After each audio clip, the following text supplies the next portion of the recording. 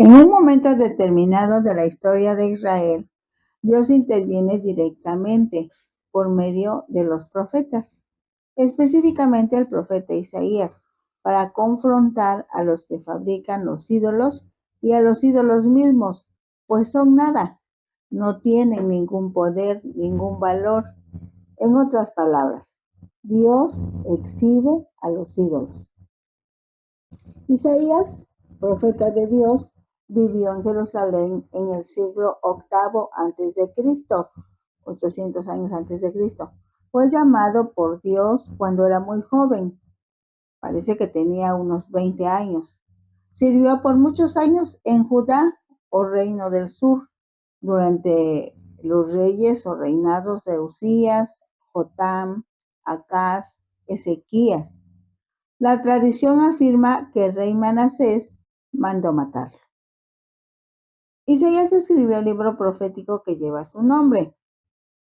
Contiene advertencias sobre el juicio de Dios por el pecado, el llamado al arrepentimiento, las promesas de salvación por medio del Mesías, por medio de Jesucristo. Para el momento en que se escribió el capítulo 41 del libro de Isaías profeta, las tribus del norte ya habían sido llevadas en cautiverio por el imperio asirio. El avance del ejército asirio fue detenido en el tiempo del rey Ezequías, quien junto con el profeta Isaías hicieron frente a la invasión, peleando Dios a favor de Judá. A la muerte de Ezequías subió al trono su hijo Manasés, quien se volvió al paganismo y cometió muchos pecados de idolatría. Entre ellos, edificó altares para adorar a los dioses paganos dentro del templo. Pasó a su hijo por fuego e indujo a que hiciesen más mal que las naciones que Jehová destruyó delante de los hijos de Israel. Esto dio lugar a que Isaías volviera a las calles para advertir contra la idolatría, la hechicería, la astrología. Por el momento que escribió el capítulo 41, la mayor parte del pueblo de Judá estaba en el exilio. Dios le permite ver al pueblo de Dios después de la destrucción de Jerusalén, desesperado en su cautiverio en Babilonia, algo que todavía no se llevaba a cabo, pero el profeta lo vio por revelación de Dios. En esa revelación a su profeta, Dios también presenta la restauración de Israel, su regreso del cautiverio, convertida en una nación próspera que reconstruye la ciudad de Jerusalén, incluyendo la restauración del templo. El libro del profeta Isaías tiene una sección de consuelo frente a la crisis del futuro exilio en Babilonia y el miedo de los israelitas ante potencias extranjeras. En ese momento de la historia humana, el avance de Ciro el Grande y el surgimiento del imperio persa desde el oriente anunciaba el fin del cautiverio babilónico para el pueblo judío. Vayamos a la palabra. Dice Isaías 41:1: Escuchadme, costas, y esfuércense los pueblos, acérquense y entonces hablen, estemos juntamente a juicio. Escuchen, esfuércense, acérquense y hablen.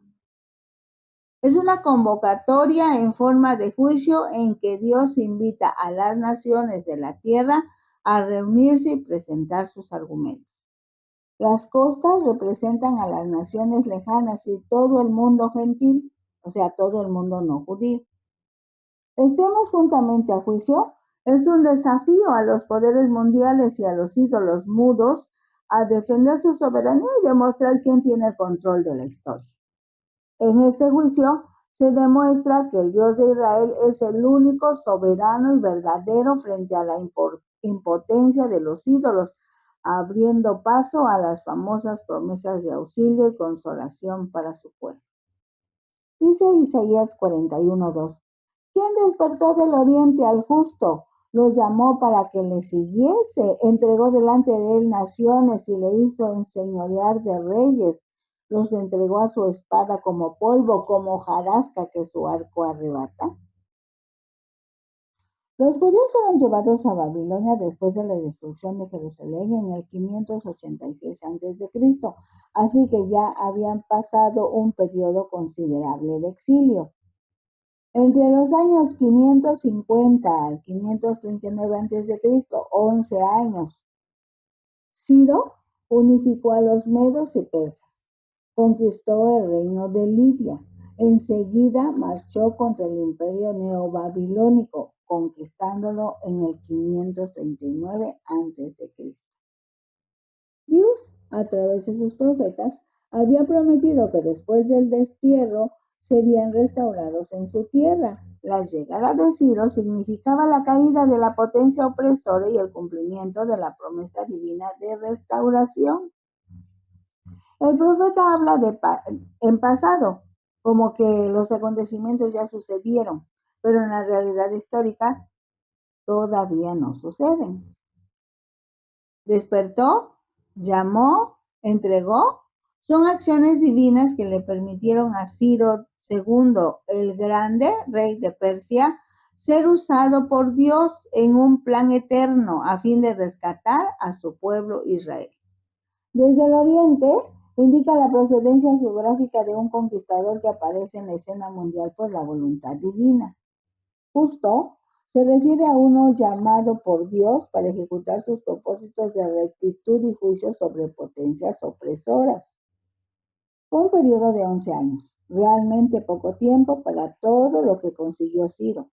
Así que no cabe la menor duda, Dios intervino en ese mover bélico, político, social, universal. En ese momento es historia. Ahora ya sucedió. Cuando el profeta lo estaba diciendo, era un anuncio de lo que estaba por venir. Dice Isaías 41:3, los siguió, pasó en paz por camino por donde sus pies nunca habían entrado. Dios está consolando a los israelitas en el exilio, demostrándoles que tiene el control del futuro y que usará a Ciro como instrumento para derrotar a Babilonia y permitir el retorno de su pueblo. Anticipa que el emperador persa avanzará superando a los reyes opresores. Su avance será muy rápido porque usará rutas desconocidas o poco habituales, guiado y respaldado por el poder de Dios, pues es Dios quien realmente dirige la historia universal. Dice Isaías 41:4, ¿quién hizo y realizó esto? ¿Quién llama a las generaciones desde el principio? Yo, Jehová, el primero, y yo mismo con los postreros. En el inicio del capítulo, Dios reta a los pueblos y a los ídolos para que expliquen quién es el que dirige los acontecimientos mundiales y levanta líderes en la historia, refiriéndose a Ciro el persa. Quiere decir, Dios está sobre el tiempo cronos, el tiempo humano. Dios gobierna desde el principio de la creación y permanecerá con última generación hasta el final, con la última generación hasta el final, teniendo el control total de principio a fin. Dice Isaías 41:5, las costas vieron y tuvieron temor. Los confines de la tierra se espantaron, se congregaron y vinieron. Las costas y los confines de la tierra son las naciones gentiles o pueblos lejanos apartados de Dios. ¿Vieron y tuvieron temor? Esto ha sucedido en todos los tiempos. Cuando los hombres reconocen la intervención y la grandeza de Dios, los que están en el poder sienten terror al comprobar su propia fragilidad ante el Creador. Se congregaron y vinieron es una reacción natural del ser humano, unirse o agruparse en un intento humano por buscar seguridad o defenderse colectivamente ante la crisis que se avecina, para lo cual los hombres equivocadamente tratarán de resolver fabricando ídolos y unirse sin saber que esa unidad es una falsedad. Dice Isaías 41:6, cada cual ayudó a su vecino y a su hermano, dijo, esfuérzate. El carpintero animó al platero y el que alisaba con martillo al que batía en el yunque, diciendo, Buena está la soldadura, y lo afirmó con clavos para que no se moviese. Estos versículos describen cómo las naciones idólatras se unen y se animan entre sí para fabricar ídolos y apaciguar su temor ante el poder de Dios y los cambios en el mundo. Para ese momento histórico es una noticia que corre como polvo. Del oriente viene un ejército arrasando el mundo conocido de ese tiempo. Al frente está Ciro II, el grande, solamente que en lugar de volverse al Dios verdadero, se apoyan mutuamente y buscan consuelo en la compañía de otros seres humanos, o lo peor, buscan ayuda en los ídolos que ellos mismos fabrican. El versículo hace mención de los artesanos, carpinteros, plateros, fundidores, trabajando en equipo, soldando y clavando ídolos de metal o madera. No obstante, un dios fabricado con manos humanas necesita clavos para sostenerse y no caerse, evidenciando su absoluta impotencia frente al Creador. En otras palabras, los ídolos no sirven de nada a sus creadores, pues son fabricados por los mismos humanos. Dice Isaías 41:8, pero tú, Israel, siervo mío eres.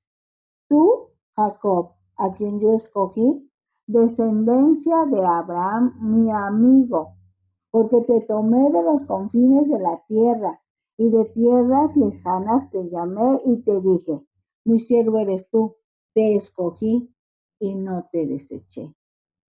Estos dos versículos son un mensaje de consuelo y reafirmación donde Dios le recuerda a su pueblo su identidad y su relación especial con Él, a pesar de estar rodeado de temor o dificultades. Pero tú, Israel, siervo mío, Dios contrasta a su pueblo con los ídolos de las naciones paganas.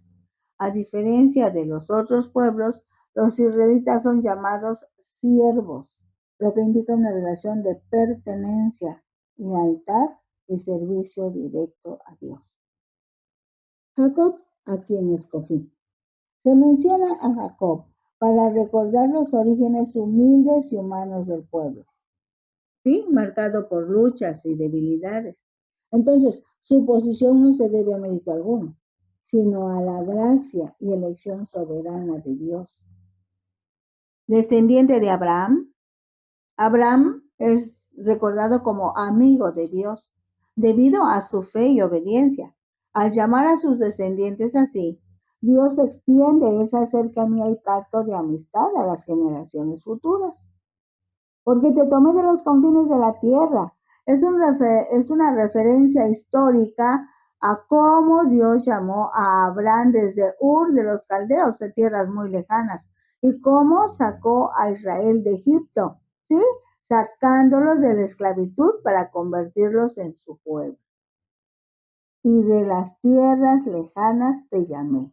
Confirma que no fue el pueblo el que buscó a Dios por iniciativa propia, sino que Dios los buscó y los hizo volver a Dios, a Él. Mi siervo eres tú, te escogí y no te deseché. Es una garantía absoluta de seguridad, pues a pesar de los fracasos o el destierro que el pueblo pudiera experimentar, Dios dice que su elección sigue vigente y no los ha rechazado.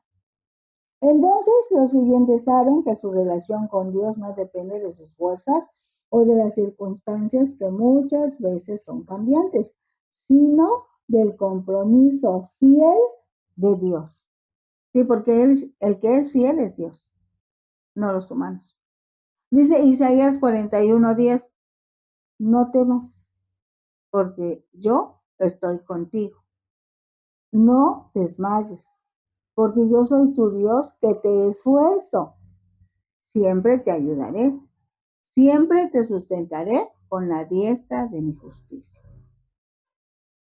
El profeta Isaías escribió estas palabras para el pueblo de Israel en una época de profunda crisis, temor y amenazas del exilio. Dios les recuerda quiénes son para Dios, a fin de calmar su angustia ante un futuro incierto. No temas, no te desanimes.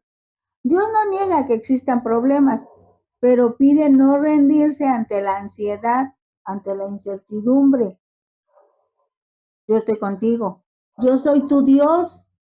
La base del consuelo no es la fuerza humana, sino la compañía y el respaldo del Creador. Te fortaleceré y te ayudaré.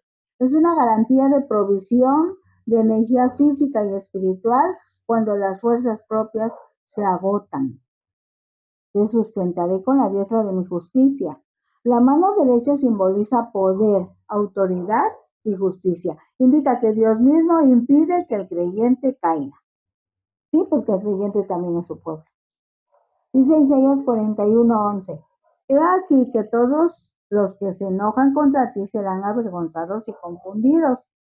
Serán como nada y perecerán los que contienden contigo. Buscarás a los que tienen contienda contigo y no los hallarás. Serán como nada y como cosa que no es aquellos que te hacen la guerra.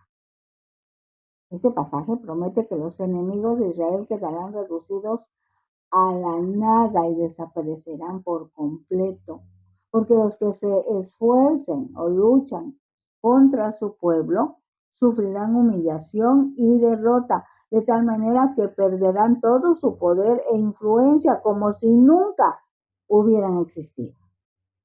Dice Isaías 41:13, porque yo Jehová soy tu Dios, quien te sostiene de tu mano derecha y te dice, no temas, yo te ayudo. Dios se identifica. Toma de la mano a su pueblo como un padre o un amigo fiel. Así que la indicación es, no temas, pues su voz disipa las dudas y el peso de las cargas. En la vida diaria se debe entregar el control en los momentos difíciles en lugar de angustiarse, con la seguridad de que los hijos de Dios, por la fe en Jesucristo, no están solos en ningún momento. Dice Isaías 41:14, no temas, gusanos de Jacob, oh vosotros los pocos de Israel, yo soy tu socorro, dice Jehová, el Santo de Israel es tu Redentor. Ante la situación a nivel mundial, después de haber sido conquistado tan dramáticamente por Babilonia, efectivamente la población de Israel se sentía así, como un gusano. No obstante, la palabra enseña que el valor y la seguridad de los creyentes no depende de su propia fuerza o riqueza, sino de la fidelidad de Dios, pues Dios usa a los débiles y pequeños para demostrar su poder. Dice Isaías 41:15, he aquí que yo te he puesto por trillo nuevo, lleno de dientes. Trillarás montes y los molerás, y collados reducirás a tamo. Los aventarás y los llevará el viento, y los esparcirá el torbellino. Pero tú te regocijarás en Jehová, te gloriarás en el Santo de Israel. Aquí se utiliza una metáfora agrícola en la que Dios promete transformar a su pueblo en un instrumento poderoso para vencer los obstáculos y a los enemigos, aunque aparentemente su pueblo está debilitado. El trillo era una herramienta de agricultura con dientes de piedra que se pasaba sobre las cosechas para separar el grano útil de la paja. Dios le dice a Israel que lo convertirá en este instrumento equipado para la victoria.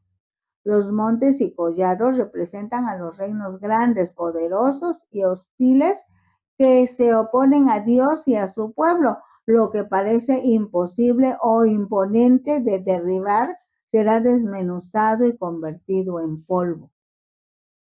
Aventarás se refiere a la costumbre de lanzar el trigo trillado al aire para que el viento se lleve la paja inservible sin dejar rastro, lo que simboliza la total desaparición de la oposición. La victoria es por el respaldo divino. Por eso la reacción final es regocijarse y encontrar gloria únicamente en el Santo de Israel. Dice Isaías 41:17, los afligidos y menesterosos buscan las aguas y no las hay. Seca está de sed su lengua. Yo Jehová los oiré. Yo el Dios de Israel no los desampararé. Representa momentos de profunda crisis, angustia o sequedad espiritual donde los recursos humanos poco pueden aportar, pero Dios es el que realmente resolverá todo a favor de su pueblo. Dice Isaías 41:18. En las alturas abriré ríos y fuentes en medio de los valles. Abriré en el desierto estanques de aguas y manantiales de aguas en la tierra seca. Dios promete responder y no abandonar a su pueblo. Se compromete a abrir ríos en las alturas, manantiales en los valles y transformar el desierto árido en estanques de agua. Dice Isaías 41:19, daré en el desierto cedros, acacias, arrayanes y olivos. Pondré en la soledad cipreses, pinos y bojes juntamente, para que vean y conozcan y adviertan y entiendan todos que la mano de Jehová hace esto y que el Santo de Israel lo creó. Dios planta árboles diversos y fuertes, cedros, acacias, olivos, pinos, en lugares donde normalmente no crecerían. Eso quiere decir que Dios no solo alivia temporalmente, sino que trae vida abundante y permanente a donde había muerte. Todo sucede para que los hombres reconozcan que es una obra exclusiva del Santo de Israel, demostrando su poder y su fidelidad. Dice Isaías 41:21. Alegad por vuestra causa, dice Jehová. Presentad vuestras pruebas, dice el rey de Jacob. Este es el inicio de un juicio donde Dios desafía formalmente a los ídolos y a los dioses falsos de las naciones a demostrar su poder y divinidad. Para ese momento, algunos no solo son adoradores de los ídolos, sino que se levantaron para defender la idolatría. Es a ellos a quienes Dios les exige que presenten sus argumentos y las pruebas de la existencia y poder de los ídolos. Aunque parezca redundante, Dios demuestra la impotencia absoluta de los dioses creados por el hombre, contrastándola con el poder soberano del Dios de Israel. Dice Isaías 41:2. Traigan, anúnciennos lo que ha de venir. Díganos lo que ha pasado desde el principio y pondremos nuestro corazón en ello. Sepamos también su postrimería y hacernos entender lo que ha de venir.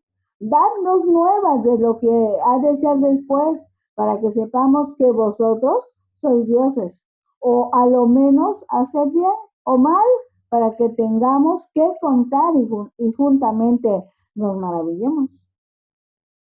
El Señor les exige que predigan el futuro o expliquen el significado del pasado para comprobar si realmente tienen vida o conocimiento, pero como quedó demostrado, no tienen vida ni poder. Dice Isaías 41:24. He aquí que vosotros sois nada, y vuestras obras vanidad.